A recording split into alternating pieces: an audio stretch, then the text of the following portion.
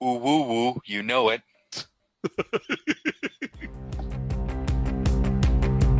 Harrison and Rob, Kevin and Joe, talking about the wrestlers that you know. FTW Podcast, FTW Podcast, FTW Podcast. And welcome everyone to another edition of the FTW Podcast, the wrestling world in all its laughable glory. This is episode 150, recorded live on Febtober 5th, 2013 on FTWlive.com. With us tonight for this conversation is Joe. Say hello, Joe. Woo, woo, woo. Rob. You know Say it. hello, Rob. Did we just invent a new month? We did. Febtober? Febtober. Just making sure. And with us once again, the illustrious Rocky Maivia Kevin. Say hello, Kevin. Joe, please put your nipple away. Aw. Should I say it like The Rock?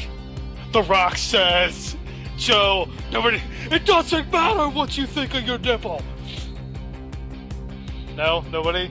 That's cool. Kevin's got some fascination with my tits. And filling in for Harrison, my name is Garvin. Tonight we'll be discussing the new members of Aces Nates, TNA going full-time on the road, or on the road full-time, I guess, and a whole assortment of WWE topics as we get into the road to Elimination Chamber, which is then followed by WrestleMania. If you're listening through iTunes, YouTube, and through your favorite podcast player, make sure to check out FTWpodcast.com for more about us and how to get involved in upcoming discussions. You can also find us on Twitter, Google+, and Facebook.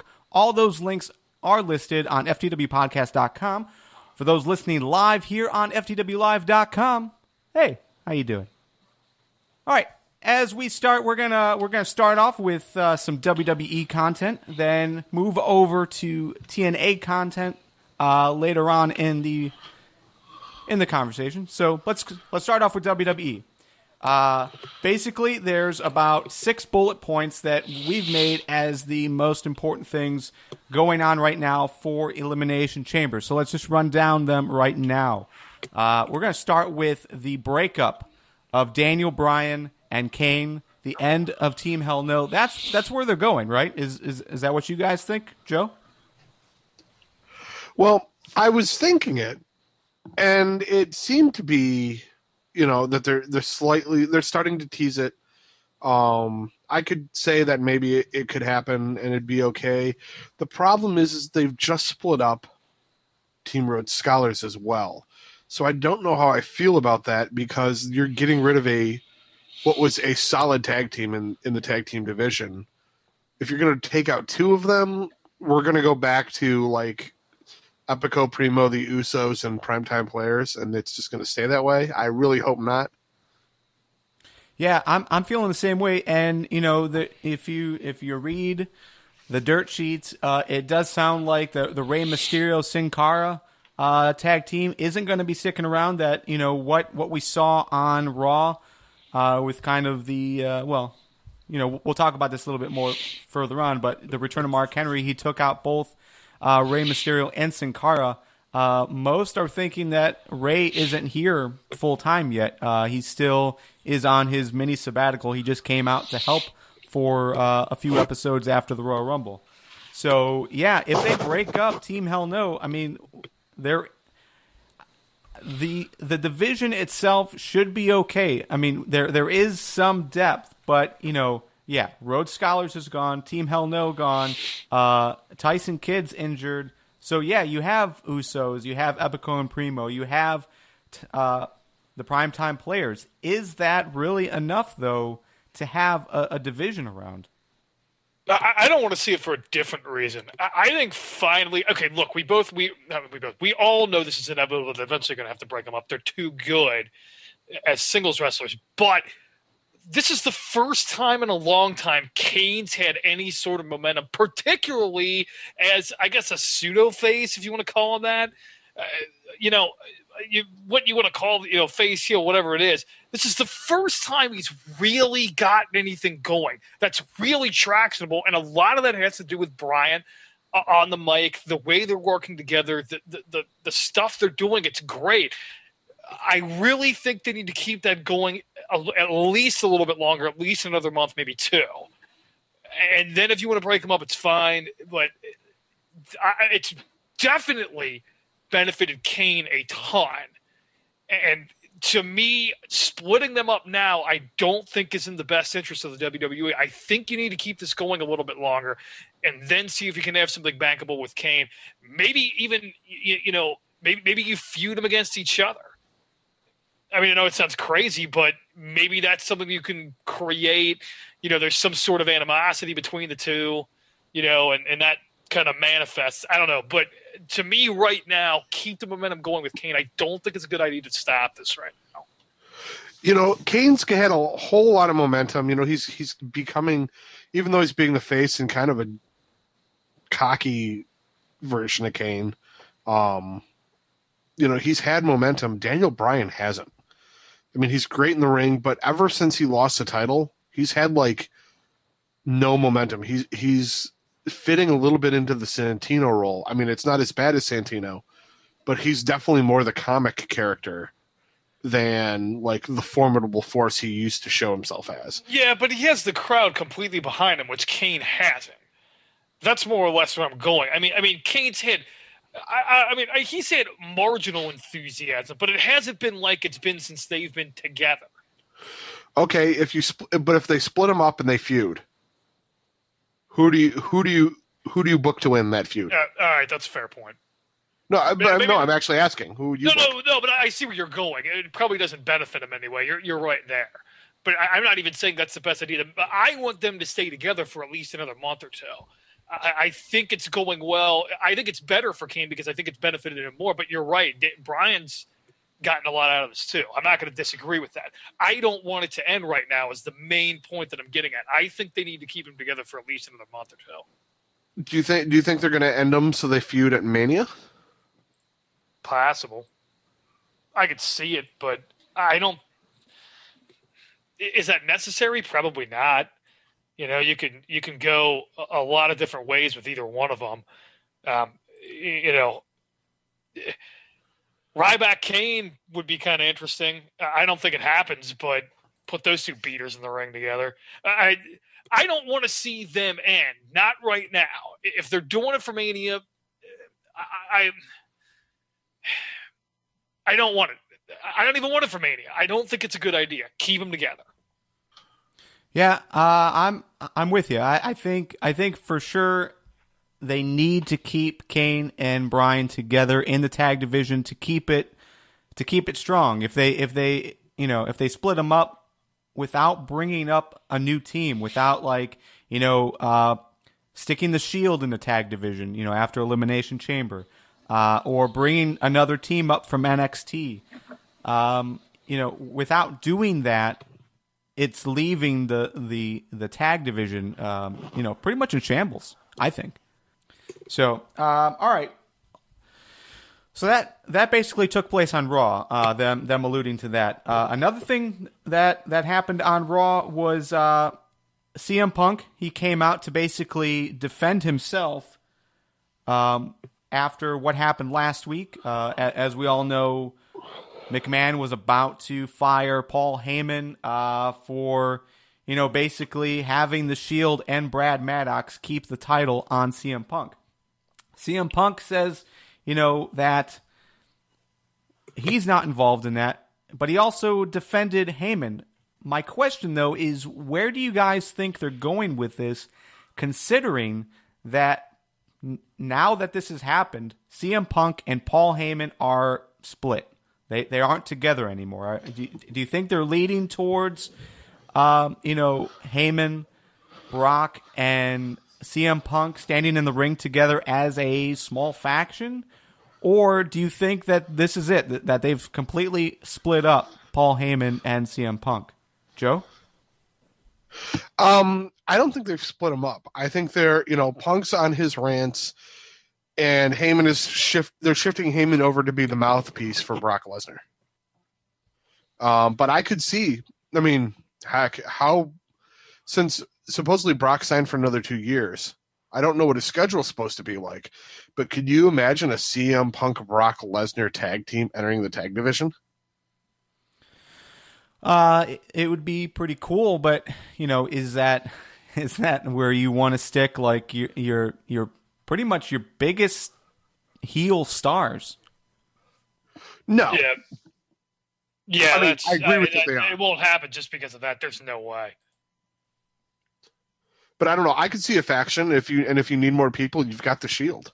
Yeah, and I agree with you, Joe. I could see a stable definitely, and Then maybe add in one more guy, Vicky Guerrero or girl.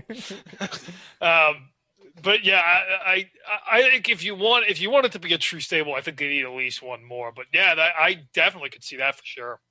Yeah, it just seems weird because for the last however many months that Paul Heyman and CM Punk have been together, Heyman was there even when he didn't even when he wasn't on the mic. He was always there in support of CM Punk. Now that the title is off of Punk, it seems like, I don't know. What's Heyman supposed to hold up? Besides a belt, besides his own belt, because he's fat. You see, but Heyman, Punk was able to talk on his own. All Heyman did was stand there with the belt. Well, but he was doing other things. I mean, he was supporting Punk in what he was saying with all the his facial expressions and everything else. He was good to have there. It's just surprising that they would split them without any real explanation. But because they have something for Heyman to do, and Punk doesn't necessarily need a mouthpiece, it's an easier split. So do you think this is going to be the deal moving forward? We're not going to see them together until Punk has the title again, or do you think this is just temporary until this is temporary? Okay, that's what I think too. I think it's just temporary, but it does seem odd that they would split them up because they were so close together for so long. All right, well, either way, do you guys like these? How they're building up Punk versus Rock, how they brought back Brock Lesnar. Do you think they're going in the right direction with everything? That's tough. I think they're going in an interesting direction, possibly a positive direction. But then you get, are they going in the right direction? It's hard to say. There's a lot of complaints about bringing back older guys, and I've been a proponent of that argument that, give more light to the younger guys, not so much the older guys. But I'm not going to lie, it makes compelling television. For sure. Anybody else have a thought on that? I've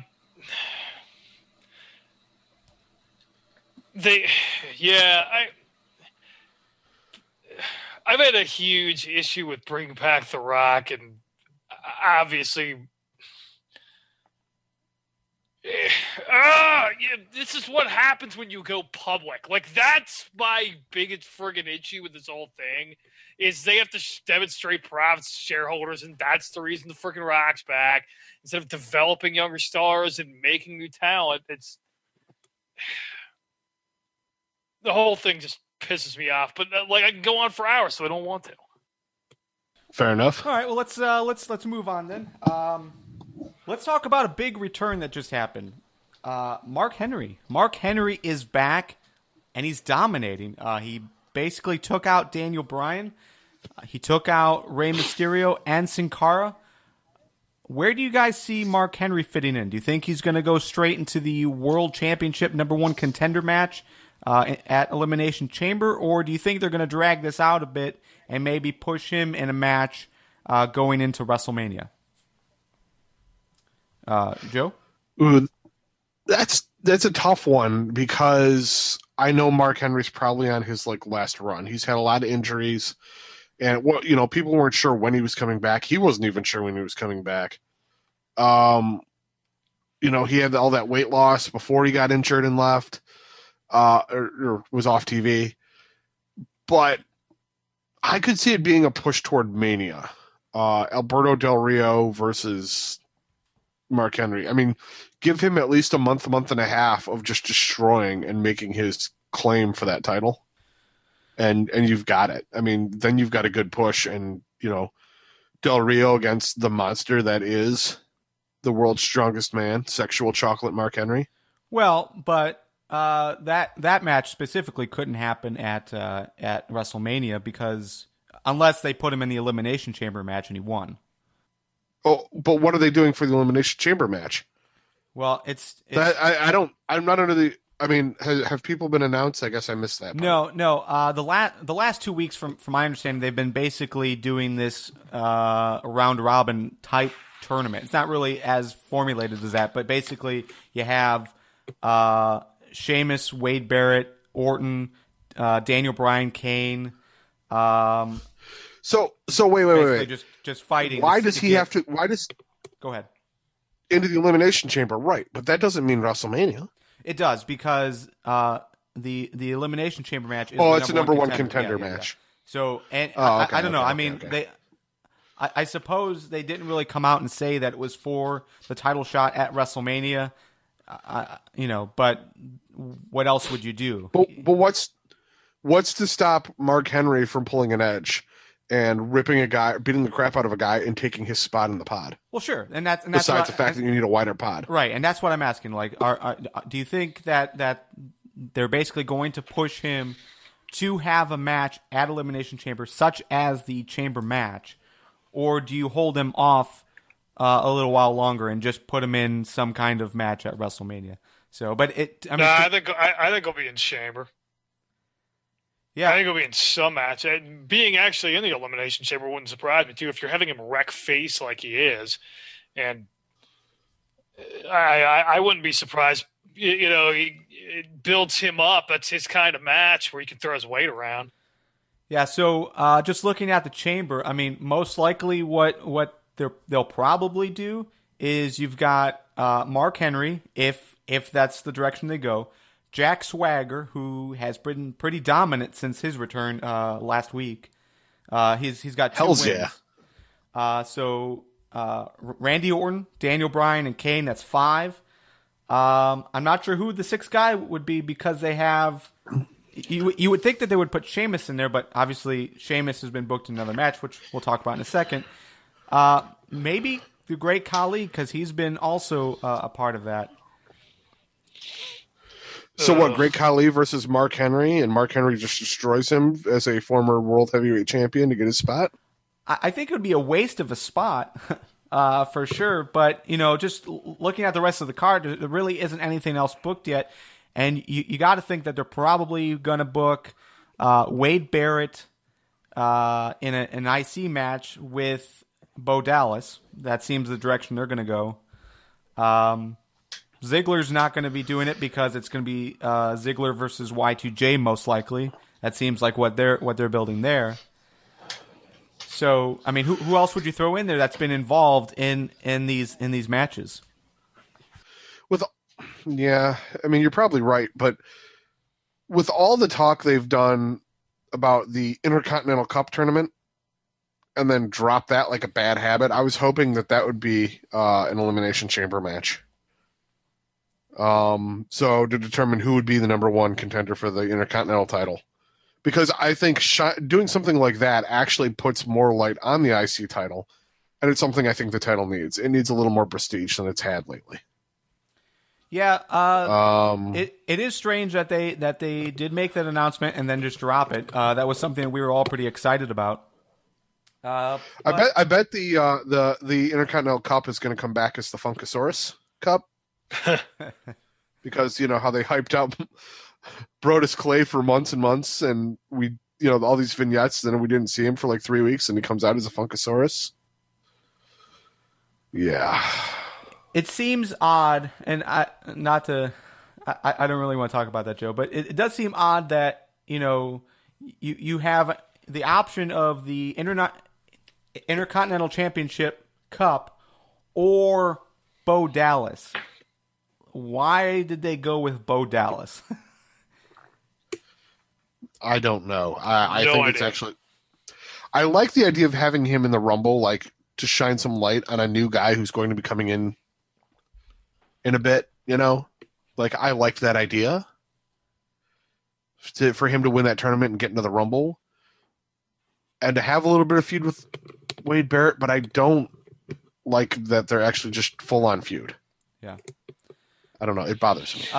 By the way, Joe, from the live chat, McBrad just reminded us after what you just said before, Brodus Clay and Tensai, they're going to make them a tag team. So that's another tag team that could be in that division. Yeah, I can't wait for Mr. Sacco and the Cobra to team up too. That's going to be brilliant. All right, Not the people behind them, just the sock puppets. All right, well, let's keep talking about Elimination Chamber. Obviously, that's the big thing that we're all pushing towards with WWE. A match that was just booked. It was booked after Raw, so it must have been booked either Tuesday morning or Tuesday afternoon, something like that. But it was the match that I've been pushing on Twitter, and I'm glad that they did. It seems like it's been something that we've been talking about in the Google Plus group as well. And that is Cena, Sheamus, and Ryback teaming up to take on The Shield. It's good to see The Shield in another match. But do you think that they will put The Shield over the three top faces in the company, Joe? No, I don't think they will, which is a shame because that's what The Shield needs. I mean, they've had one match. One.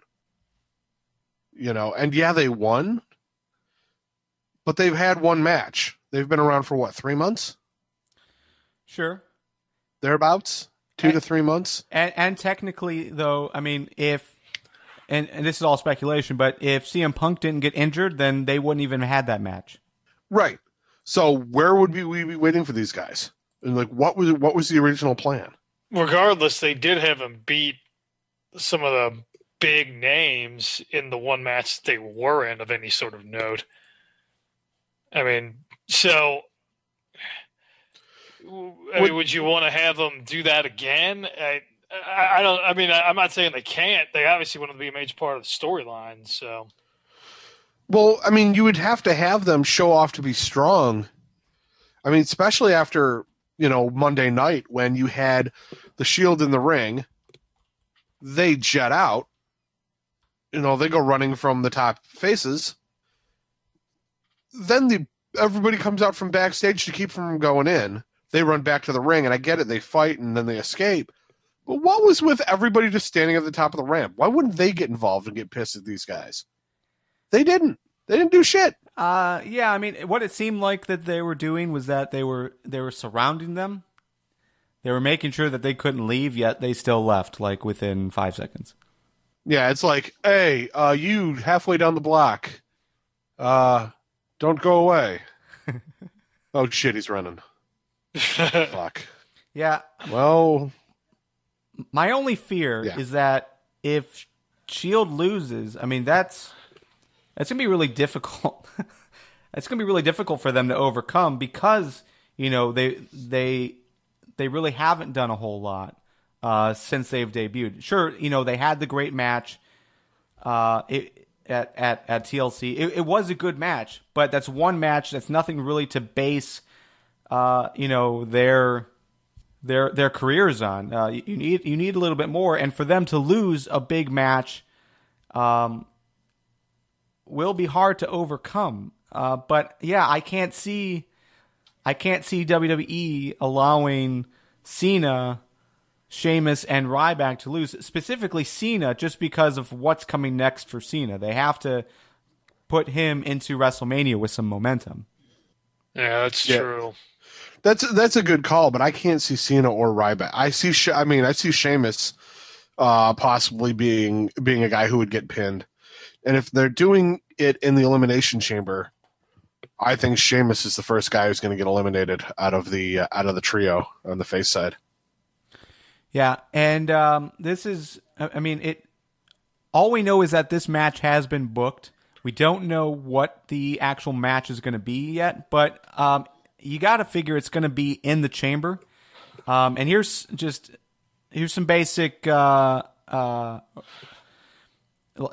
a basic scenario that Diva Jill has been talking about on Twitter and in the live chat, and that is basically like a elimination tornado tag match where you start off with two guys, everyone else is in the pod, they release people randomly, and then then it's just a regular elimination match like the Elimination Chamber is. So do you guys think that that's the route that they might go, Kevin? It's possible. Yeah, I mean, it's not a bad idea. I mean, we'll have to wait and see, but I could definitely I could see that being a scenario that would work for the Elimination Chamber. If this is the direction that they end up going, there's so many things in play. And Garvin, I think in the end you're right. I don't think they'll want Cena to lose. So maybe this is a way that they can sort of make the match interesting while kind of getting around a few things.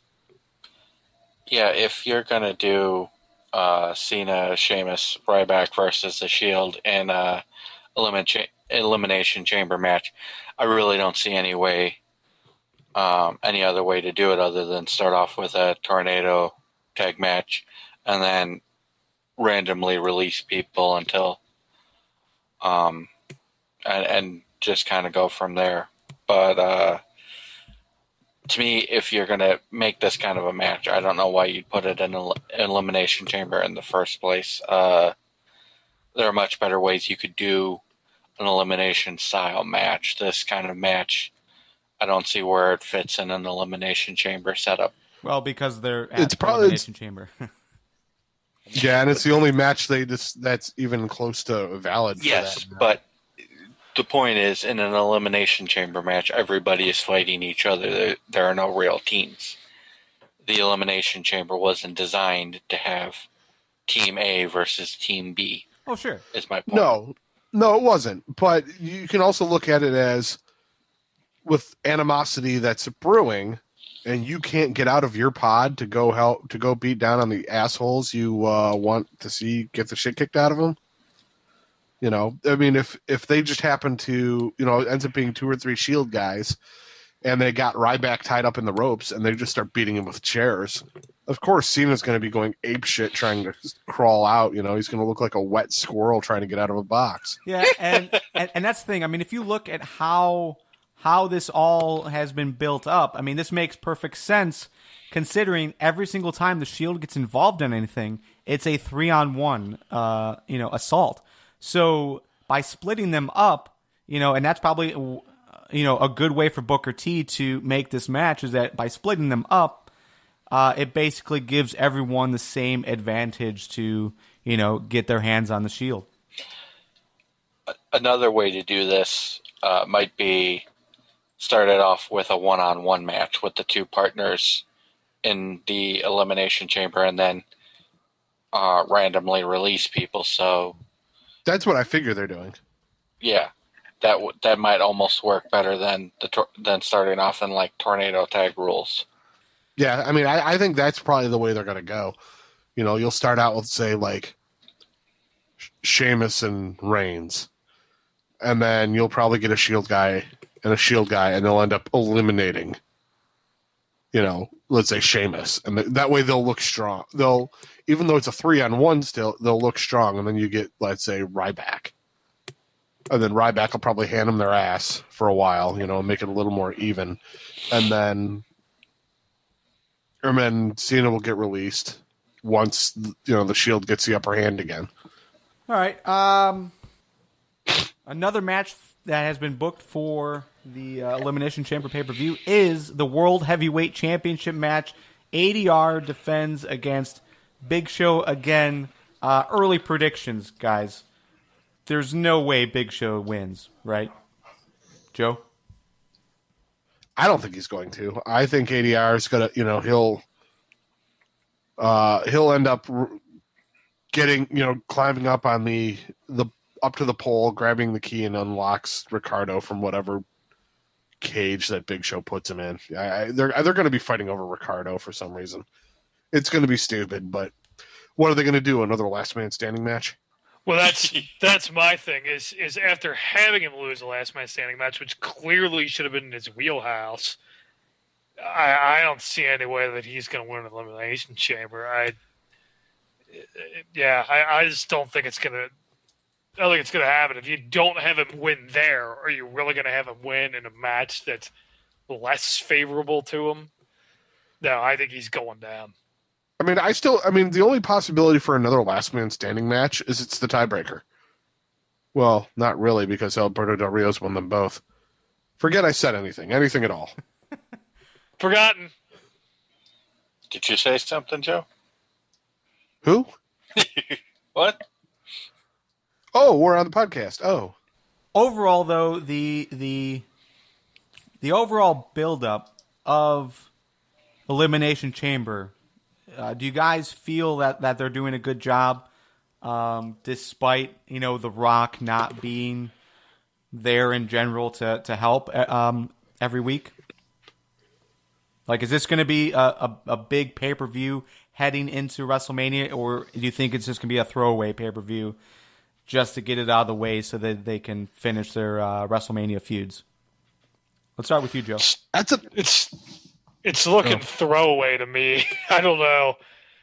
I'm just getting this feeling that it's going to be real meh.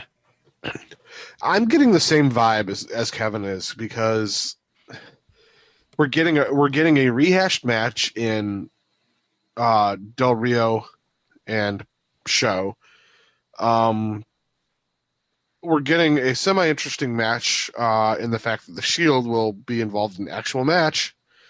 But then you got Cena and Ryback and Sheamus, and I'm tired of at least Cena and Sheamus. And then I'm interested. I am interested in Rock Punk, because Cena couldn't get a good match out of Rock, but Punk sure as shit did. That was 1,000 times better than Cena Rock, and I am looking forward to seeing what happens. Rock better be around next week, because it's piss poor that it sucks that he wasn't, but he didn't need to be this week. But yeah, he definitely needs to come back. He needs to make sure he's got a presence. Otherwise, it actually, in my opinion, hurts the WWE Championship. All right, well, also most likely going to be booked for Elimination Chamber. We have Caitlyn versus Tamina.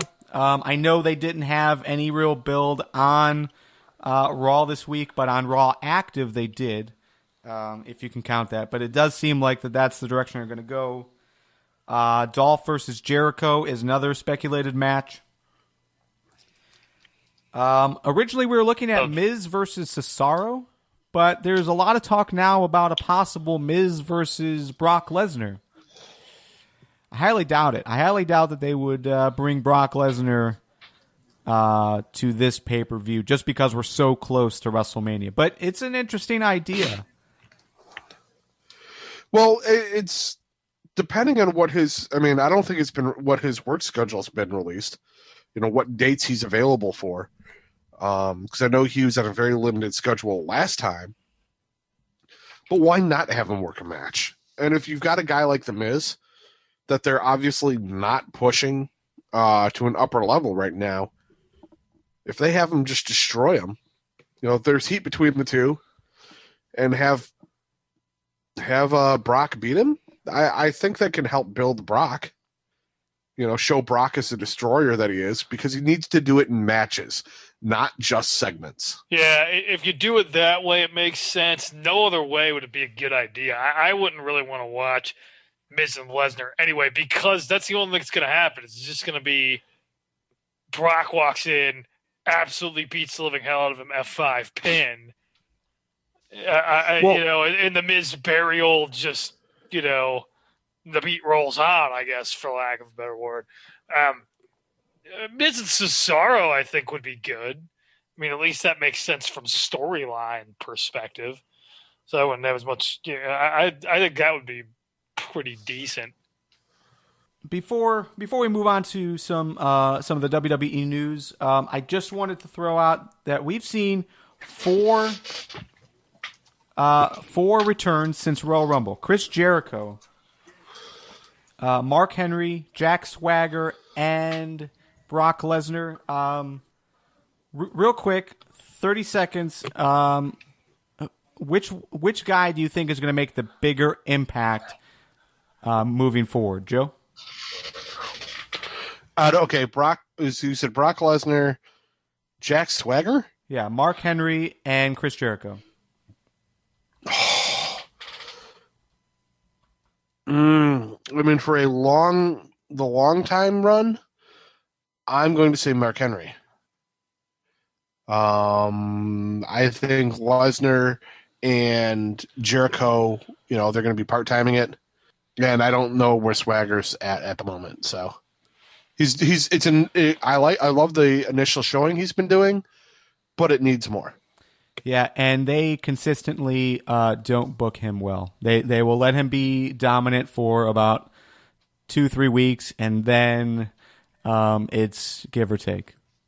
Yeah, I agree. And I'm with Joe. I think it's Henry. I think they saw what he can do when you actually give him a proper push and the way that he should be handled as far as storylines and the things that they should be booking around him.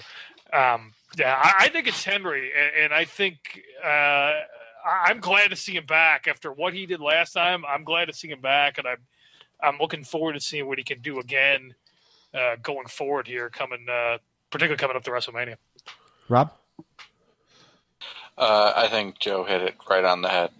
Jericho and Lesnar are going to be part-timing it. The WWE does not use Swagger correctly, so you're pretty much left to say Mark Henry. Mark Henry had a great run last time he was in. He's far and away the favorite. Yeah, I'm torn. I want to see big things from Mark Henry, but he's fragile, so it's hard to say. It's hard to say what to do, and if they'll still have confidence in him going into WrestleMania and going past WrestleMania to put him into some big time feuds. Definitely want to see him in the world title race, but it'll be tough to see if they actually push him in that direction. Jack Swagger is a guy who definitely has the biggest upside just because he's young. The rest of the guys aren't going to be here for too much longer, honestly.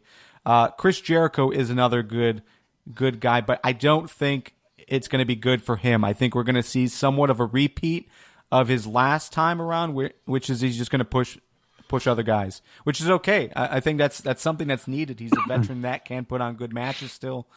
It'd be nice to see him get a solid title reign of some sort, or even, just a win for, hold a title, even like the IC for, a month. But outside of that, I can't really see him doing a whole lot to benefit Chris Jericho. I think it's mostly going to be benefit guys like Dolph Ziggler and other guys in the mid card. So, all right, let's move on to some other WWE news before we move on to TNA, and that is the biggest story out of this week. Bruno Sammartino finally inducted into the WWE Hall of Fame. He's a guy that they've been trying to bring in since they started this thing. He's the greatest champion of all time, honestly. So, what are your thoughts on this whole situation, Joe? Are you glad that he's finally getting? Am I glad he's finally going in? Of course I am. But it's not like, it's odd because they've wanted him to go in for a long time, and he's just been like, no. And from the rumors that I've heard, he wants to not even see Vince McMahon for the Hall of Fame stuff. Like, he doesn't even want to see him around. He wants nothing to do with Vince. This was all Triple H who was able to convince him to go in.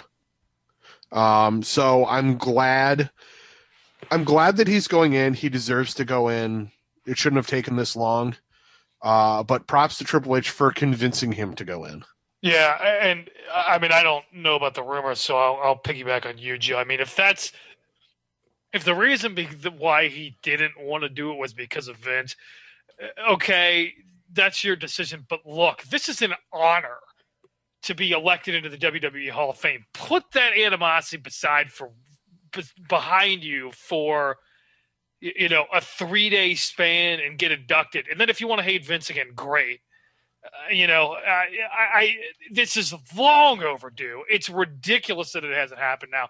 And if it's his choice to not want to go in, fine. That's up to San Martino. But this is an honor to be considered one of the greatest wrestlers of all time. I've taken umbrage with some of the selections, and I'll take umbrage in the future with some of the selections in the WWE Hall of Fame. People talk about Coco Beware. No, screw that shit. But San Martino, this is a no doubter. I mean, not even a question. So if it was his choice, that's fine. But I still say to him, they're trying to honor you as one of the greats of all time. Except that, I mean, look at Flair. Flair was with another company, and he said, even TNA was like, we're going to let this happen because this is that important. Flair needed the money, dude. But it's still a great honor regardless. To be considered as one of the greats of all time, to be inducted into something like this, that's important. And that's San Martino just having that sort of animosity when they're trying to honor you. I just don't understand it. All right, and because of what we know about the situation that San Martino has held out for so long, that Vince and him had to put a lot behind them to get to this point. Do you guys think this opens up the doors to other big names that we've wanted to be in there? The live chat is saying basically getting Owen Hart in there. From the Ask FTW hashtag on Twitter we got from Cool Hand Flash. He asked about the Poffos to get Randy Savage finally in there. Do you guys see that happening? Not this year, but obviously, but next year. Do you think this is going to open the doors to that? Well, that's up to them. Savage, in particular, had a beef with Vince for a long time, and he talked about it. Again, I would say the same thing, but that's up. I guess that's up to them at the end of the day. Here's the thing. I don't see it happening for a few years. I know Owen's widow is just livid. I don't think it'll happen until it's going to be a while before she allows that to happen. As for the Poffos, that to me, that one, it's Vince's ego on that one, because Savage said he would only go in if Lanny was also inducted. I think there was another Poffo too. His father. His father, right? He wanted all of them to go in together at the same time. Whether or not you did them, just the Poffo family, like you would the Von Erichs or something like that, or if you single them out, you could do that too. But I think that one, because Vince doesn't want them all in. I think Vince would be fine with just Randy. But I think he's got the problem with the other ones, and I really think they should hold to Randy's wishes on that. And unfortunately, those wishes, we can't ask Randy if those were his exact words. We're going by his brother's, retelling of the story. So who knows? But I hope it does open up some doors. It should. Especially because McMahon's not. He's not going to be around for that much longer. It's time for them to build those bridges again and bring back the big wrestling families back into this, with Owen Hart, and Randy Savage. I think it definitely should open some doors, but only time will tell. All right, that was. What about the Andersons? Arn. Arn. You got Road Dogg. Yeah, Arn's already in. Arn's in there as one of the. I'm sorry. You mean like induct the entire Anderson family. I think the only one that I'm sorry, Armstrong. Armstrong. Oh, right? okay. Do I have that right? Yeah. No. I'm Armstrong's getting my wrestling family names confused okay. here. Armstrongs include the Road Dogg, Jesse James, and Brad Armstrong, and then I forget what the ref's name is, who's also an Armstrong. But yeah, that's a big Scott Armstrong. Scott Armstrong. But that would be fine. I think if you're talking about problems, it would be the Anderson family. But I think there was only two of them. I think there was Ole and Arn, and Ole has the problem. Ole will never go in, and I don't think he went in with the Four Horsemen, even though I think he was involved in that original group, wasn't he? I can't recall. Rob, do you remember? He might have been involved with like the original Four Horsemen, but I don't remember for certain. That's one of the things that my encyclopedic memory can't pull out. Yeah, I know. I've heard rumors that Ole was against. Where's Bill Martell when we need him? Yeah, no doubt, right? All right. Well, that was your week in WWE. Now it's time to talk some TNA. Rob. All right. The big news coming out of this week is finally goodbye to the Impact Zone. We are going on the road, starting with Chicago in March. Are you going to go? Yes, I am planning on going. If everything works out, I will be at the Sears Center to check it out live. Yeah, I'm looking at my calendar too.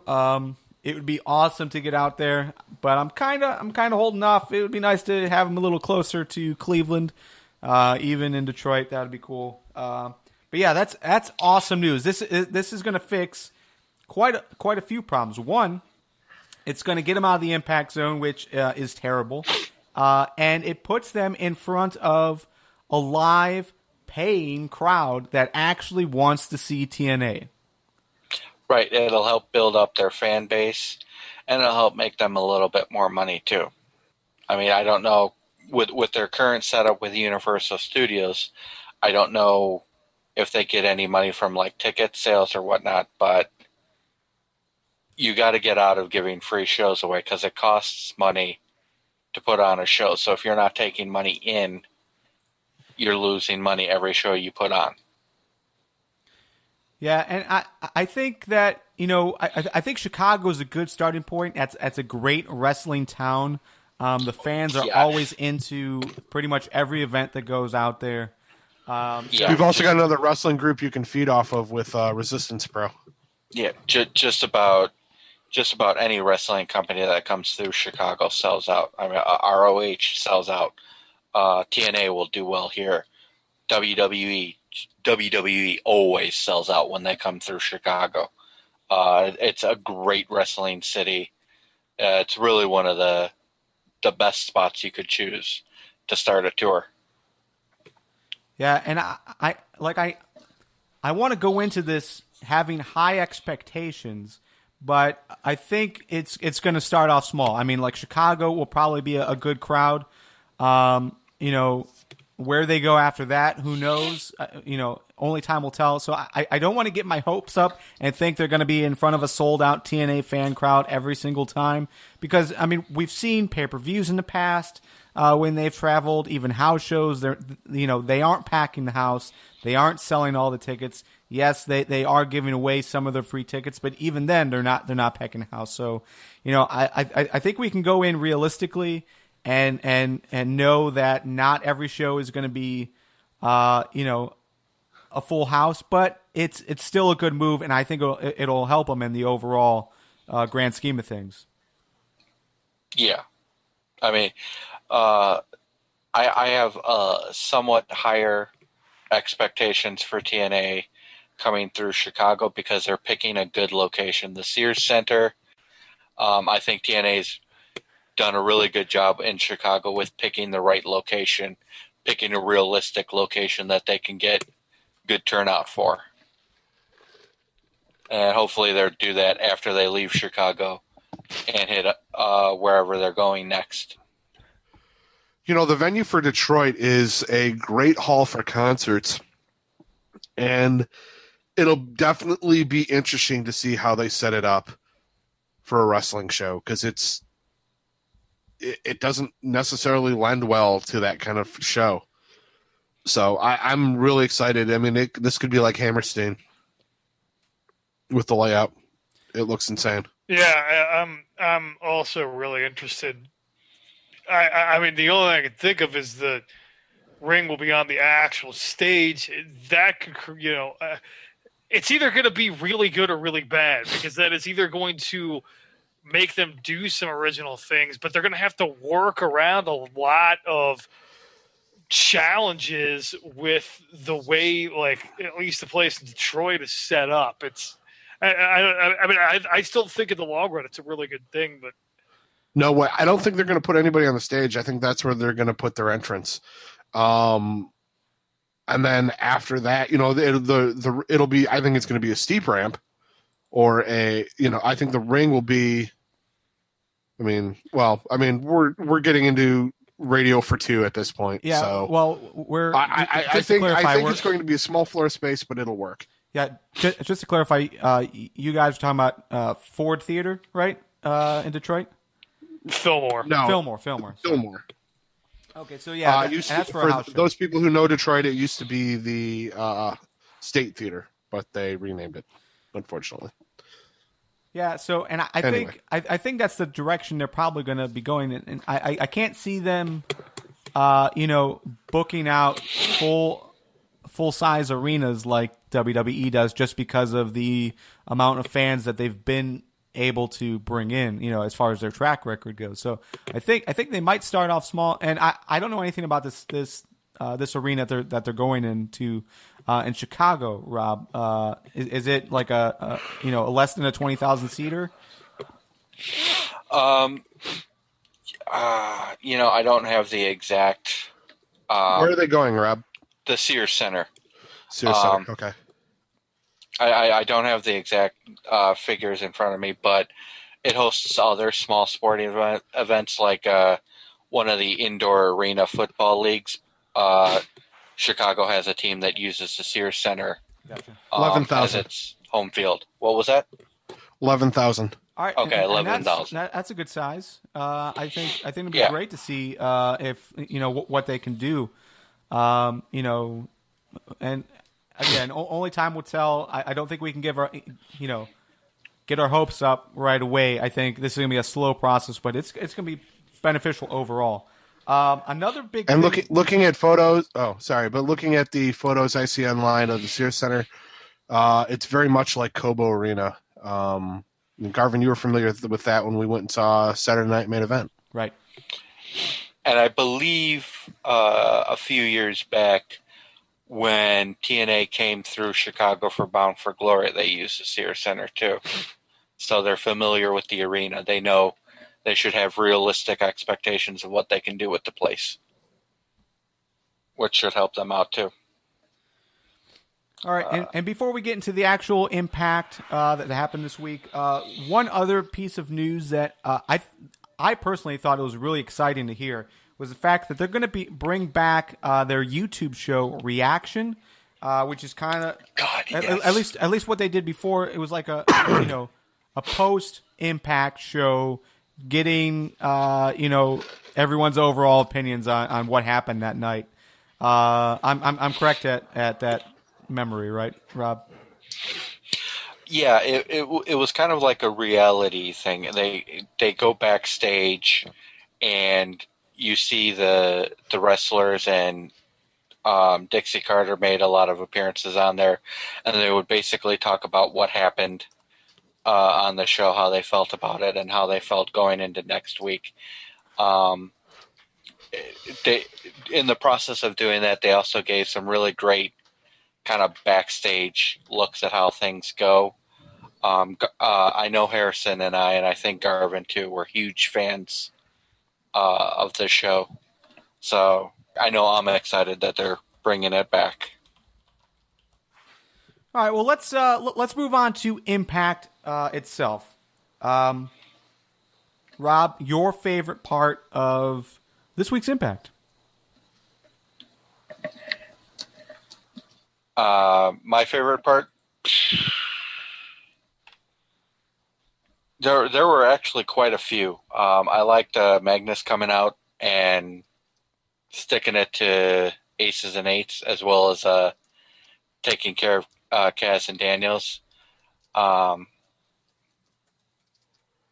really liked the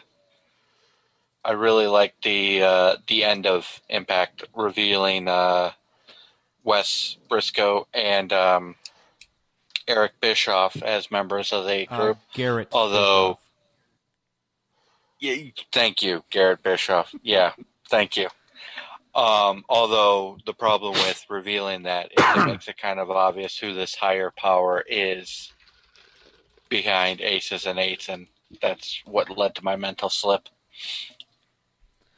All right, well, let's talk about that a little more because I'm kind of confused. You said you liked that reveal. You like Garrett Bischoff and Wes Briscoe in Aces and Eights. Why? Because depending on how they play it, there's some good storyline possibilities there. Are they going to play it that it's Joe's fault, that the way Joe's been treating them and disrespecting them, is that what pushed them in to aces and eights, or has this been a plan all along? Have Wes Briscoe and Garrett Bischoff just kind of been in the woodworks all along, just kind of building towards this?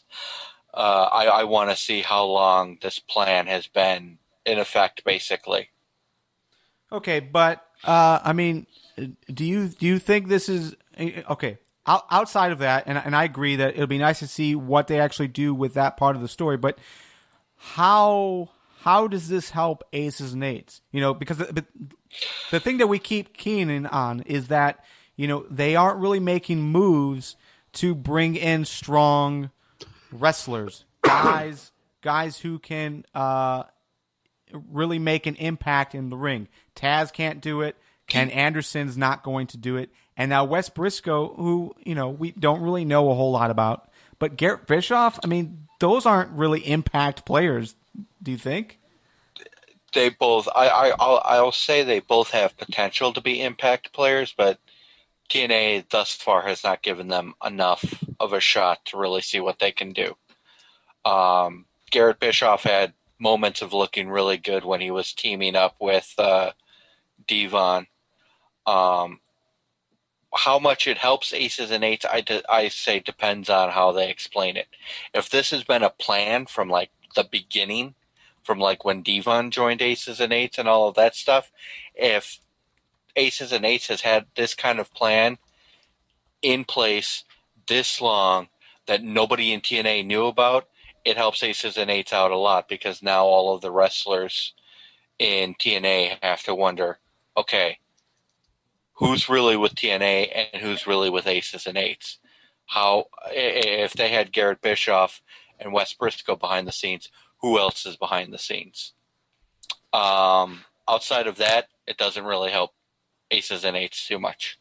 From the live chat, they're pointing out that the one positive that can really be pulled out of this is the fact that it shifts Angle out of the main focal point of this. Well, I mean, not right away, but, you know, soon. It'll remove Angle from that spot and will allow Bully Ray to finally step back in the ring and get involved there. That's another area too. Great observation to the chat room. It's a great way to take Angle and to move him into a personal feud with Wes Briscoe and Garrett Bischoff, and you can allow Bully Ray to come in and deal with aces and eights as a whole. All right. Another thing that I think we all agree was good to see was just the continuation of what they're doing with Austin Aries and Bobby Roode, and you know, once again that they put on another awesome promo. But a note, and I can't remember who sent this in, and I'm sorry for this, but basically the possible problem is that you just have a weird story happening. You know, basically if we go back to Destination X, Hogan said that he didn't want, all the titles on Aries. That's why he forced Austin Aries to basically get rid of the X Division Championship to take the World Heavyweight Championship. But if you listen to what they're saying, it sounds like Rude and Aries want to hold all of the titles. Do you see the conflict there? Go ahead. What's your question? Oh, yeah. There's a huge conflict there, but I have one question. How do Rude and Aries plan to get the Knockouts title? Well, okay. I'm, outside of that. Because they did say they won every title. Well, so. And they even referenced it. Yeah. Okay. Well, we have seen weirder things. EY is still the knockout tag champion, or half of it. This is a good point.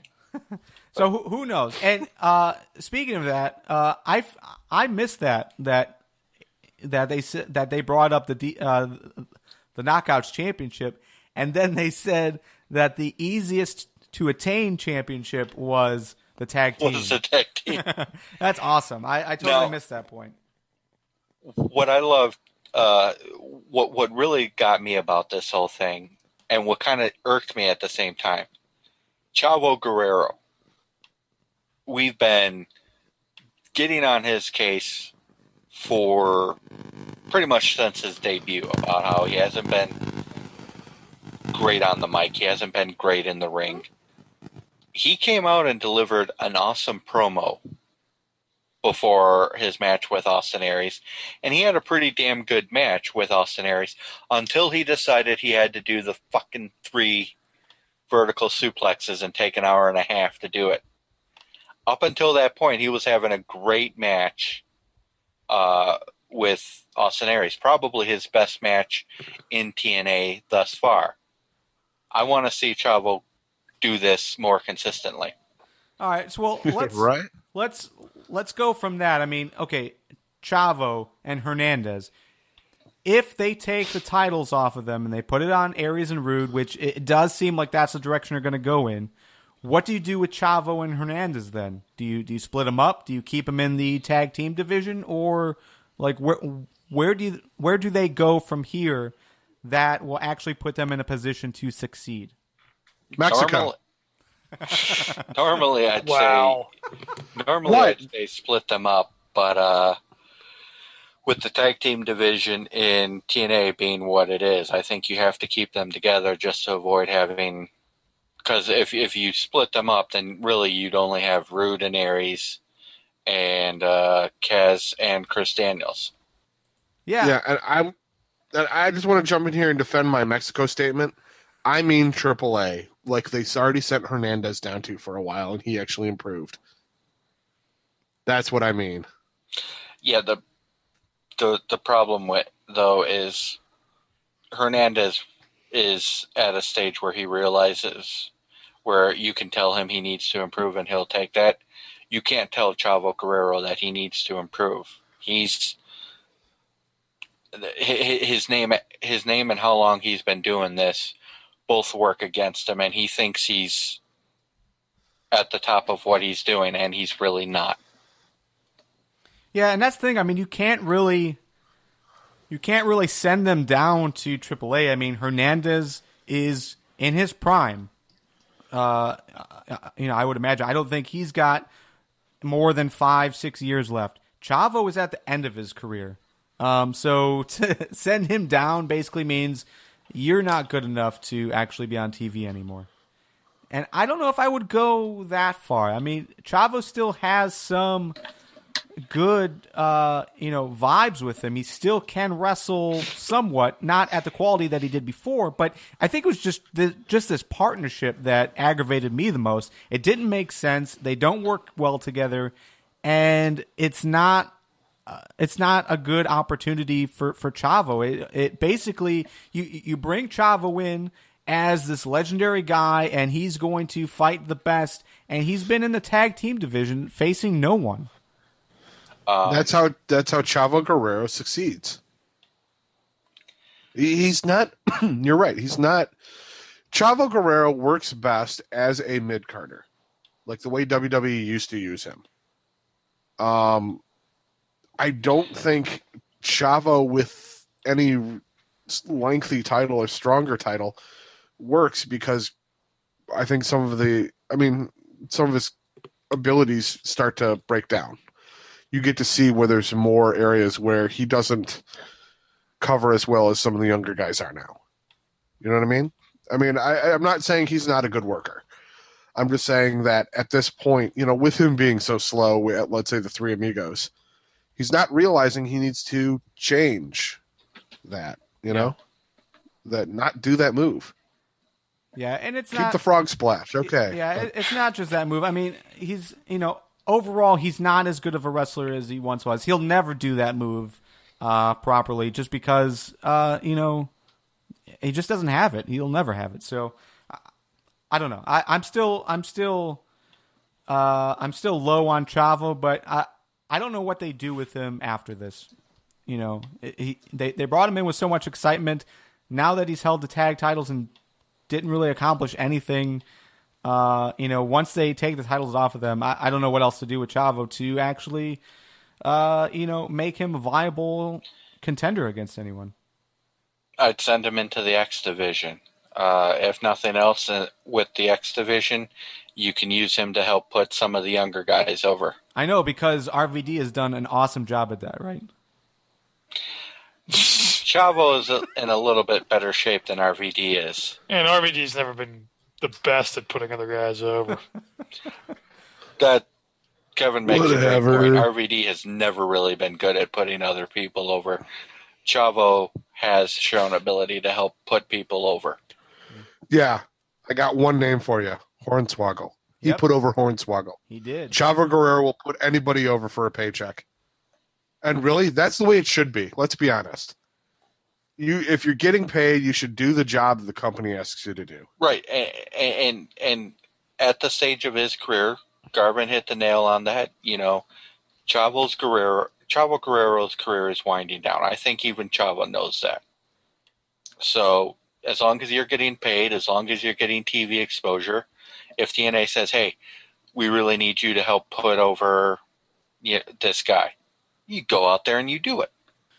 All right, Exactly. last point about TNA before we move on to Ask FTW, and that is Joseph Park, his basically debut match as an official wrestler with the Open Fight Night. Joe, your thoughts on the match against Robbie E?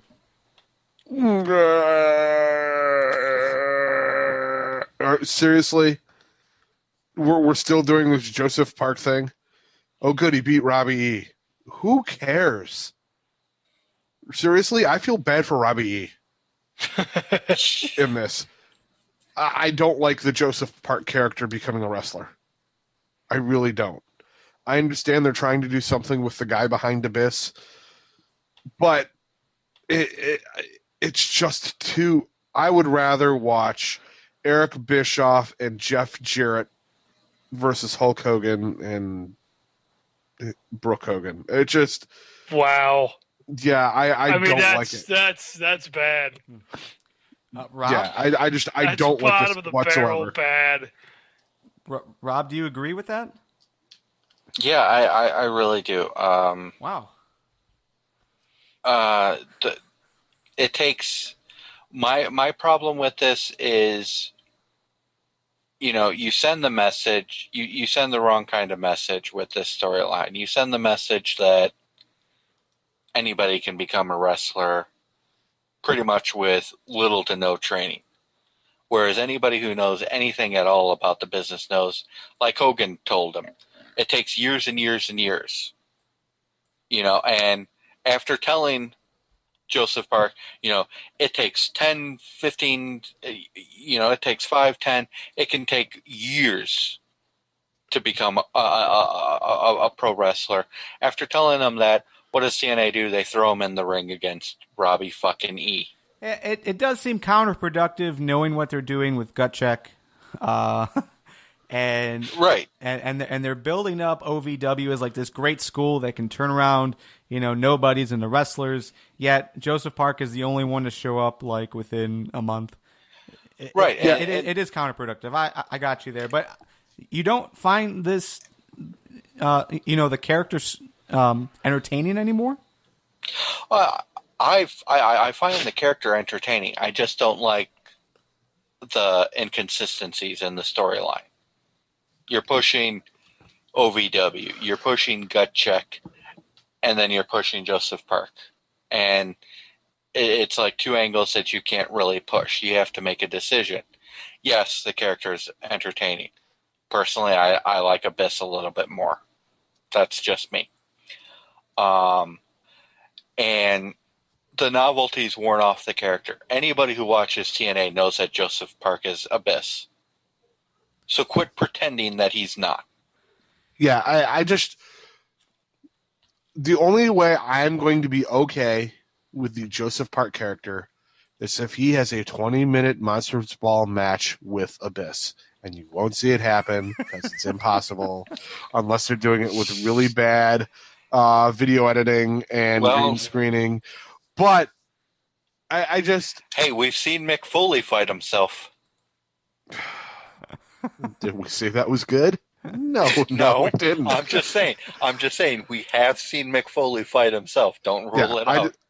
I just don't like whatsoever. I do not like the Joseph Park character. I got it when it seemed like he was going to be a short stint thing, and Abyss was going to come back and avenge like whatever damage was done to his quote unquote brother. But really, now we've gone way too far, and I feel that they're burying anybody they've previously had on Gut Check, and anybody they're potentially having on Gut Check. Nate Matson. But I think that they're just shitting on everybody with that because you're doing this stupid storyline with Joseph Park, who's never wrestled before in his life. I mean, it's totally a waste of TV time. Yeah, I got you. It is. I guess I can agree with that. I mean, I personally find it entertaining still. I do have a hard time agreeing with how they're pushing this storyline now because of everything that you guys have said, but I'm not ready to throw it away yet. I think there's still more that you can do with it, and I think eventually they will bring the Abyss character back. It just needs a little bit more build up to that. But one good thing to come out of that match, by the way, is wait. Go ahead. Oh no! What else do they have to do to help build up the Abyss character? I mean, make sure the entire thing's Joseph Park, and then it's just that Joseph Park will also be Mama Park, and then Mama Park will come in, and Papa Park will come in, and they're all going to be around. It's going to be like the Crumps, the Nutty Professor movie. I'm not saying that. What I'm saying is that there's no obvious story to bring Abyss back right now. I think if he just showed up, it'd be another out of nowhere. Here's the return of Abyss. I think that'd be better than anything Joseph Park. See, and that's where I disagree because I think they can transition this well. They're obviously alluding that Joseph and Abyss are the same person because of when he gets bloodied up or when he gets a wicked shot, he turns around and turns into Abyss. I think what they're alluding to is possibly, I have no idea, but possibly what they're going to do is they're going to finally get him in a point where he realizes that they're one and the same, and they can keep him in that one mindset of Abyss. I think that's where they're leading, but I think that's where I'd like to see it go. Rather, Right. I just think for that storyline, it's gone on way too long for that. For even if it worked out the way you say, and it happens tomorrow, it's taken way too long for the payoff. The payoff is no longer worth it because they took way too damn long for it. I don't know. I don't know if I can agree with that. But we'll turn this on to our listeners. What do you guys think? Do you think they need to drop Joseph Park now, bring back Abyss sooner than later, or are you okay with the direction that they're going? We'll post that on Facebook and Google Plus. And everyone in the live chat, you can send us that feedback as well. But let's move on. It's time for some Ask FTW. You can send us topics to talk about via email at questions@ftwpodcast.com. You can also tweet us on Twitter using the Ask FTW hashtag, or just tweet us directly at FTW Podcast. You can also post on our Facebook wall. We also have an awesome Google Plus community, WWE and TNA fans. Just search in the communities area on Google Plus. You can also find that link at the bottom of our website. Currently, there's over 1,600 members, which is fantastic. This is just booming. Let's go into the first question. This is from Jan Michael on Google Plus. He asks, who do you believe is the next to team up with Aces and Eights? We're going to start off with Rob. Right away, I don't think anybody. I think Aces and Eights pretty much has their stable set for right now. The next big reveal might not even come until we find out who this quote-unquote higher power is. Spoiler alert, probably Eric Bischoff. Joe? Yeah, I think, I mean, the next one to be revealed, I'm going to say it's Jeff Jarrett. It's either going to be that or like Jeremy Borash. Because, I mean, like the reveal of Garrett Bischoff was weak. To me, that was a big step back. He should have been an early one. Just thinking about like the hierarchy of TNA. He's cannon fodder. He should have been early. Joe makes a good point with Jeff Jarrett. That would make a lot of sense. Yeah, and I mean, if it's truly that cliche and the higher power truly is Bischoff, which it looks like it is, they've really just shit on what was the best angle they've had in a while. But yeah, Jarrett makes a lot of sense. I think Joe's right. I think he'd be next. Obviously those are all names that have been thrown out. Eric Bischoff, Jeff Jarrett. Another name that some people have been talking about is AJ Styles, which I don't want to see, only because I think Styles works better in that savior role, that good guy TNA, backing wrestler versus, a heel AJ Styles. I don't think it would really make sense. But another name that I would actually be okay with is Samoa Joe. I think Samoa Joe, although unlikely, I think he would make the biggest impact and would be a world title contender. What about Matt Morgan? I'd believe Matt Morgan before Samoa Joe. And Garvin, I'm with you, because Samoa Joe would be really good, but they just never do anything. We bitch about it all the time. So, and who do you put up against Aces and Eights if you get rid of Samoa Joe? You're losing a major powerhouse. A major powerhouse for any face. Wow, man. I totally forgot about Matt Morgan. Like, they have dropped Matt Morgan and Joey Ryan over the last couple of weeks. That's really weird. Yeah, that's a possibility, too. I could see it. All right, let's move on to the next question. This one's from Zach, also posted on the G Plus community. This is in the fantasy booking category. For Elimination Chamber or even WrestleMania, Ryback versus Brock Lesnar. Do you think that's a direction that they might take? And if so, who do you think will win, Joe? Ryback versus Brock Lesnar. Depending on how strong they make... Oh, I think Ryback would win. But I think what they would need to do is severely push both guys as being destruction, men of destruction. You see Ryback possibly go against Mark Henry, which would be a great feud, even if that came to a draw and then you got Brock Lesnar as a third party in it. Can you imagine all three of those guys in the ring at the same time? All the power. That'd be hardcore. I mean, you add in Big Show and that ring's busted. They don't have the superplex off the top. It just immediately collapses. The four-man superplex. Oh, man. That would... Yes, I think this has a very good chance of happening at WrestleMania. The match makes a ton of sense. And I think Lesnar would win because they wouldn't want to piss him off, and Ryback's not going anywhere. So for that sole fact, I think they would put Lesnar over on that one. But yes, I think this is a very good chance of happening at Mania. So, yeah, well, I mean, only time will tell. But I'll put it at about 70%. I think they'll book that match for Mania. Rob? I'm sure they'll probably book the match at some point. I wouldn't. It doesn't make much sense, but then I'm not a big Brock Lesnar fan.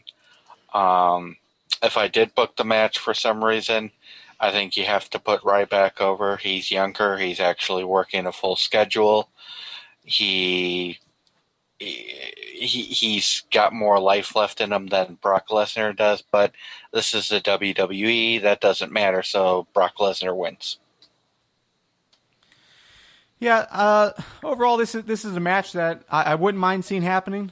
It's not really obvious where they're going with Brock Lesnar yet, and at the same time, Ryback it doesn't have anything going into WrestleMania. So yeah, this could make perfect sense. I can agree with that. I think that they would have Brock go over, but only to show how dominant Brock is. I don't know if that's another cheap win over Ryback, since they aren't letting anyone cleanly win over Ryback. I don't know, but I think that would be a better match for Brock to win, just to show that he's still dominant over top guys. All right, this one is from Gary. He asks, what superstar should have a theme music change? Joe? That one's a tough one. I've been trying to think of this one for quite some time. And this is going to sound stupid, like I'm going to the bottom of the barrel here. But Santino or Zack Ryder.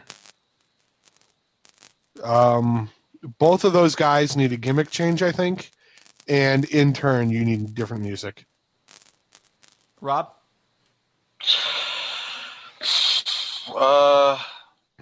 Robbie E., if you want to build him into any kind of a serious wrestler, which at times he shows glimpses of having actual talent, you need to get him away from the stupid Jersey Shore gimmick. And step one of doing that is changing his theme music. Kevin? For me, Cody Rhodes, which I hate saying because he's had a bunch of gimmick changes, and I don't like when you continually tamper with a guy, but I just think this is dumb. I don't think it fits him, and I think he could use something that's a little bit more to him, as long as he loses the Petter stash too. So, let's do both at the same time, and we'll go with the new Rhodes. From the live chat, what about Kofi? You think they should change Kofi's music? Yes. That's perfect. Yeah. Kofi needs a gimmick change more than anybody. Give him the petastash. That would be really creepy. But he could make it work. No. No, he couldn't. I don't think anyone could make dreads and a Petter stash work. No. Let's just move on. Kofi, you've got now. a challenge. Please hurry, Garvin. The only thing that comes to mind for me is the Great Khali, because his music is so awesome and he's not. They need to give that music to someone else. His music is so awesome and he's not. All right. This is from Greg on Facebook. He asks, listening to the latest episode, and he noticed that there seems to be a lot of heat on The Rock in general. Not just from us specifically, but the IWC in general, that people are pissed off that The Rock is back, taking a top spot from other people who deserve it. Like, this is what we heard about last year as well. But his thoughts are that, he's only heard positive things about Jericho. So the question is why is Jericho allowed to come back and not get heat for, taking big time matches like Dolph, like versus Punk and whatnot, and not get the same amount of heat? Joe? The reason is simple. Who is Jericho putting over and who is Rock putting over? Rock's dealing with the people at the top of the card. Jericho's dealing with Ziggler, a guy who's still in the main event. Jericho is helping elevate a younger talent who still needs to hit that upper echelon. You've got Punk, who's at the top, and he's dealing with Rock. You got Cena, who's at the top, and he's dealing with Rock.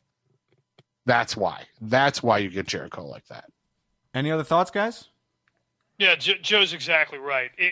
The Rock came back and won the title. Really. I mean, Jericho, you're exactly right. Jericho comes back. He's jabbed the guys. He's helped them on the mic, which he's always been phenomenal at. He's so good at making himself look good while still making other wrestlers look better.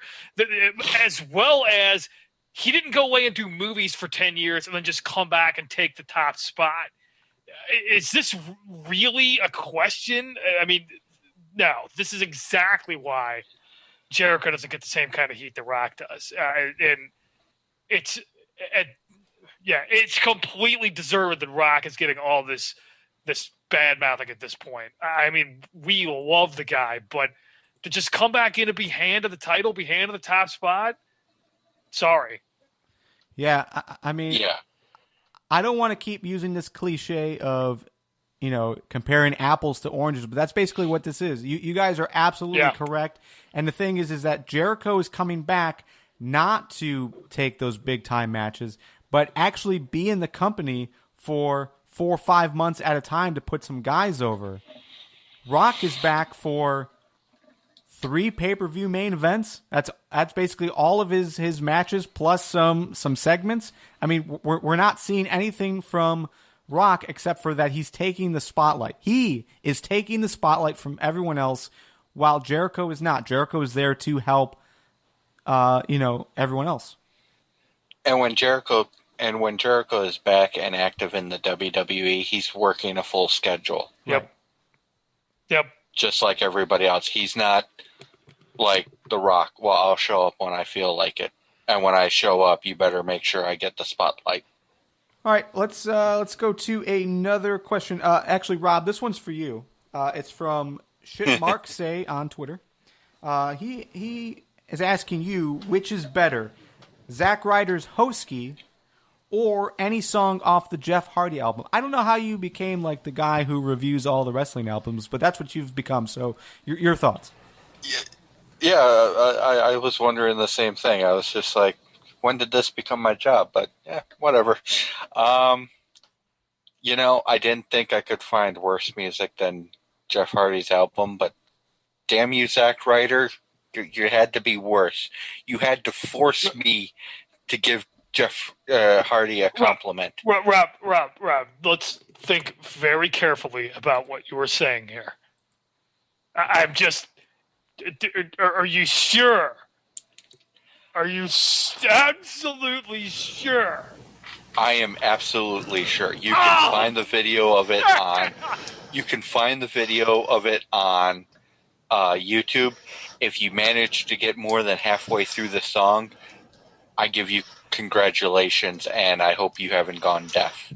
Oh, wow. Hey, Rob, at least you can take solace in knowing that less wrestlers are making their own albums than they are doing porn.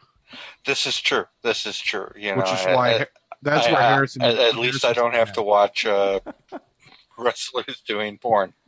Yeah, Harrison is actually at a live taping of wrestlers shooting porn. Oh, which is why he couldn't be here today. Yes. Please tell me it's China. We were going to keep that a surprise, but that's what's happening. So, all right, this next one is from Michael. He emailed us. His question is basically that they've only booked one chamber match, possibly two if you include the Sheamus, Shield, Ryback, Cena match. No titles on the line in any of those chamber matches. Do you think that weakens the pay-per-view? Let's start off with Kevin. Yes. How can it not? Really? I mean, look. There's rumored matches. Yes. It just doesn't look good to me. It looks like they're just like, okay, we're gonna see how many people plop down $45 or $50 for this turd, and then we'll move on to WrestleMania. I mean, that's what Elimination Chamber looks like it's shaping up to be at this point. And, yeah, it just doesn't look good. I wish it wasn't there. I wish they just build a WrestleMania, but such is life. Rob? Yeah. The Elimination Chamber was originally designed to decide title matches. There should be a title match. Definitely. Joe? I don't necessarily think that the Elimination Chamber needs to be. They don't need to do a title in the Elimination Chamber.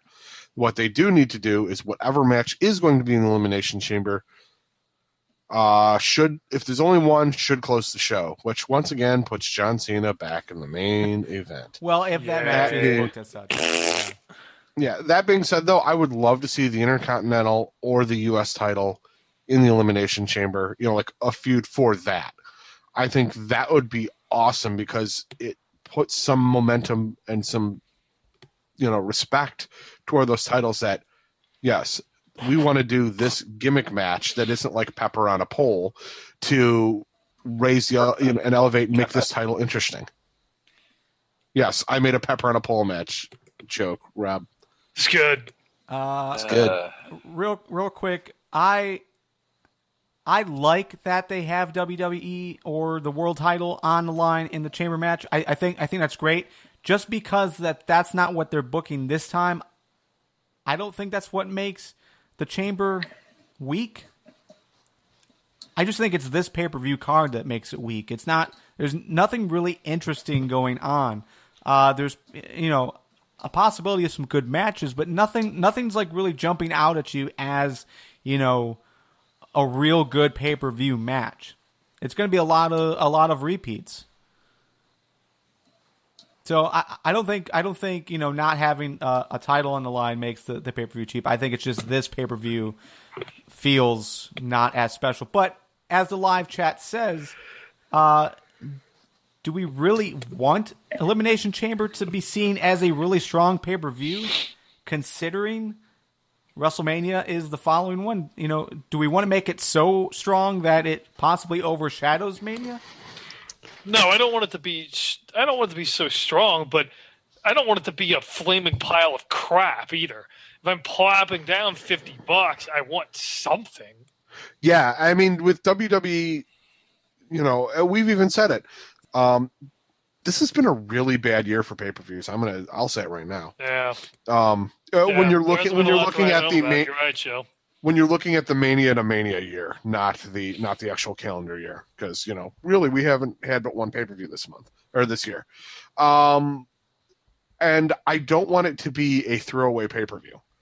I want it to be a pay-per-view that has potential, something that will wow some people in some aspects, but obviously we don't want it to overshadow WrestleMania, but we want it to build toward WrestleMania, and we want it to be something that we do feel fine plunking down $50 for. I know I'm not plunking down $50 for it. I'm going to the bar and paying $5 to go see it, and getting crappy service. But if that's what it takes, that's what it takes. I'll still watch. I won't pay for it in my house, not till Mania.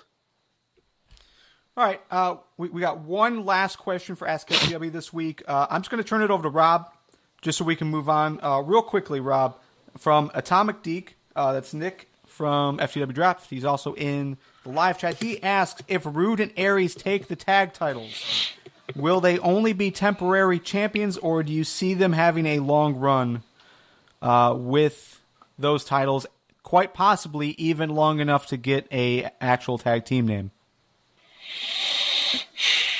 Yeah, I think if they take the titles off, given the lack of tag teams in the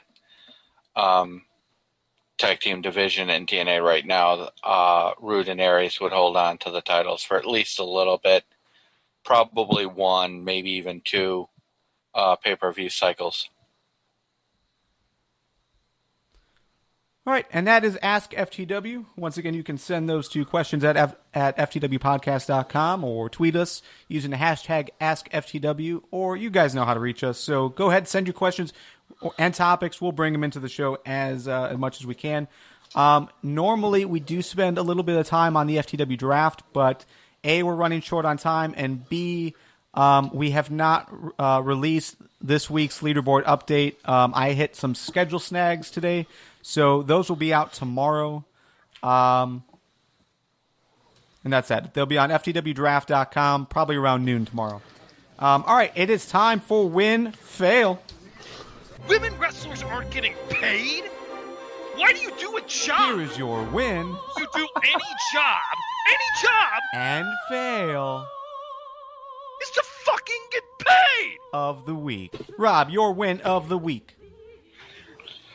My win of the week has to go to the promo that Austin Aries and Bobby Roode had before Aries' match with Chavo. They did a really good job. Second place goes to Magnus. He always does well in England, and he delivered another great showing there too. Joe? My win of the week goes to the Miz TV segment with Heyman, and then Lesnar crashing and just obliterating Miz with the F5. I like it because that's a possible match that I didn't even consider. And I actually like the idea. I see, if that happens, I see Miz losing, but I like the idea. To me, that's fresh. Kevin? My one of the week is the IWC backlash against The Rock. It's deserved, and I'm going to go out on a limb here and say that what he's doing is worse than Hogan in his twilight days. At least Hogan was still on tour, still doing promos, still going out there. This to me is just absurd, and it's not fair to the other wrestlers. It's not fair to the guys that are doing it every night, putting their bodies on the line. It's just not. And the backlash is deserved. It should be coming, and I don't want The Rock to get to the point where I turn it into Hogan, where I don't like him anymore. So I just want him to go away, or I make a decision, either go make movies or stay in the WWE, but make a decision, because I don't want to start hating The Rock, which is the point that I'm starting to. I'm not there, but I'm starting to get disgusted with the guy in the way that he's doing things. So make a decision. I don't want to get there because of all the things that he's meant to wrestling. Yeah, and it's Kevin, if he sticks with WWE, I'd give him a pass for the Fast and Furious movies. What about the Tooth Fairy? Oh, okay. Team him up with Hogan and Suburban Commando and Rock as the Tooth Fairy. That'd be an epic movie. They would want to bill it as like the ultimate B movie. Yeah, that would work. Yeah. and we should know. I just don't want to get to the point where I just can't stand him, and I feel it coming on. And we should know, it's not just the IWC that there is some backlash from. I don't know if you guys saw breaking news from WrestlingNewsSource.com, but apparently everyone backstage hates him too. So I was kind of encompassing the wrestlers into that, but yeah, I'm better that you point that out. I agree. All right, my win of the week was Jericho versus Punk on Raw. I thought that was a fantastic match. They always put on killer matches. Second win, I guess, at least an honorable mention would be Daniel Bryan versus Rey Mysterio. Another solid match. They did some really cool things with Daniel Bryan. I don't know if you saw that new move that he kind of debuted. I think this is the first time he did it, but just getting rave reviews. That whole match got rave reviews online. From the live chat, Brad Maddox. Basically helping close out Raw and bringing out the Shield for Justice, not Cena, which was the original plan. We also got Magnus's return, the new Jack Swagger, Aries versus Chavo, the English fans, yes, TNA in the UK is always awesome. Cesaro versus Ryback, another great match. Actually, that was the first time. Well, one of the first times in singles action that Ryback has had like a 15-20 minute match, and it was great. it's great to see him get involved in that way. So, all right, let's go on to fails. Your fails of the week, Rob. My fail of the week has to be, even though it's been touched on, The Rock coming back. He's trying to do what he was doing at the end of his first run with the WWE. He's trying to make movies and be a wrestler. And it didn't work for him then. It's not going to work for him now. Sooner or later, he has to decide what he wants to do. Either be a wrestler or make movies. You can't do both. Joe? I've got two fails. The first being Angle versus Anderson.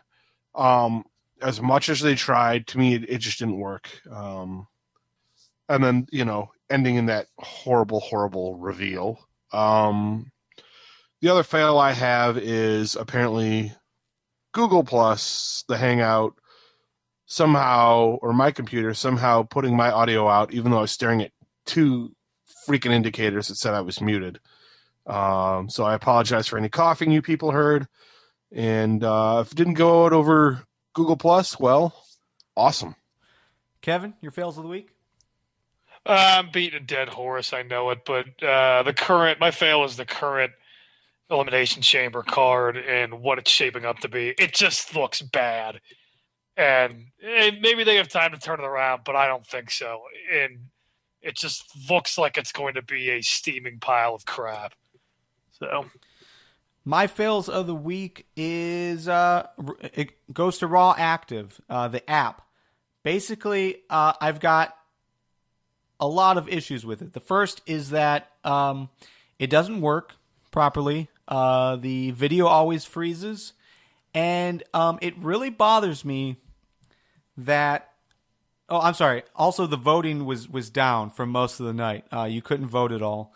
So it also really bothers me that, WWE has been pushing hard for a year now about being on Twitter and getting involved in Twitter. Yet now they have this app.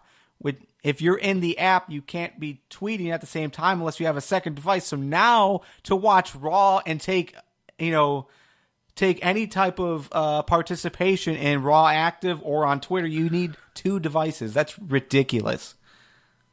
But that's just me. Anyways, also the from the live chat, Lesnar appearing more than Rock, Lee not being here. I don't know. I'm okay with it. One chamber match in the Elimination Chamber. No build up for the WWE Championship, and The Rock is a no-show. The Rock not on Raw. It seems like what everyone's basically harping on. Kali's abomination of a push. The tag team division, and it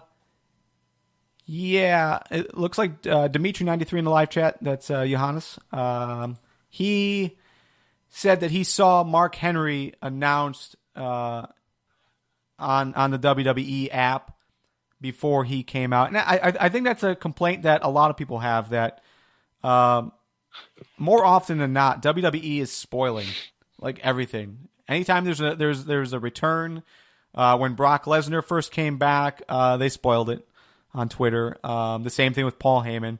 I don't know what that trend is. I don't know why they're going in that direction.